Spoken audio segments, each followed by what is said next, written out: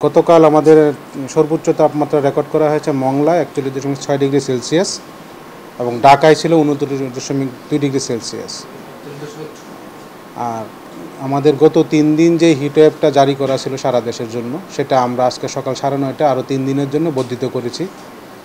আমরা ধারণা করছি যে আরও 3 দিন কিংবা তারপরেও, আমরা আগেও বলছি যে এপ্রিল মাস জুড়ে আমাদের যেই তাপপ্রবাহটা চলছে 10 তারিখ বা 11 তারিখ থেকে, এটা এপ্রিলের শেষ নাগাদ চলতে পারে।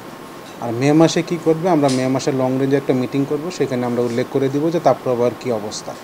তবে আমরা ধারণা করছি যে এপ্রিল মাসের যে কয়েকদিন বাকি আছে তাপপ্রবাহ সারা দেশে বিদ্যমান থাকতে পারে। তবে কিছু কোন অঞ্চল এদিক সেদিক হতে পারে, কিছু অঞ্চল হয়তো বাদ যেতে পারে, কিছু অঞ্চল যোগ হতে পারে যদি লোকালি কিছু বৃষ্টি হয়।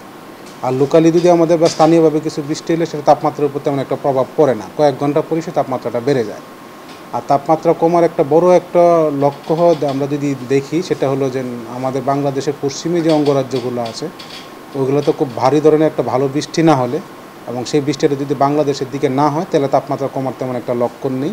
এবং তাপপ্রবাহ আমাদের যে অবস্থা চলছে তার থেকে আরও খারাপ অবস্থা হলো ইন্ডিয়ার পশ্চিমের অঙ্গরাজ্যতে। আমাদের থেকে সবসময় ওখানে তাপমাত্রা একটু বেশি থাকে, বিশেষ করে ওয়েস্ট বেঙ্গল বা কলকাতার দিকে, বিহার কিংবা উড়িষ্যার দিকে। ওইখানে ভালো মানের একটা বৃষ্টি না হয়ে বাংলাদেশে যদি বৃষ্টি না হয়, তাহলে তাপমাত্রা কমার একটা তেমন একটা লক্ষণ নেই। আর ওইখানেও তেমন একটা বৃষ্টির সম্ভাবনা নেই এবং আমাদের দেশেও বৃষ্টির তেমন সম্ভাবনা নেই। লোকালি হতে পারে বা স্থানীয়ভাবে কিছু বৃষ্টি হতে পারে সিলেট কিংবা চট্টগ্রাম ডিভিশনে 2-1 জায়গায়, যেটা সামান্য একটা প্রভাব পড়তে পারে তাপমাত্রার ক্ষেত্রে। তবে পরবর্তীতে আবার সেই তাপমাত্রা বেড়ে গিয়ে আবার হিটওয়েভ আওতায় চলে আসতে পারে।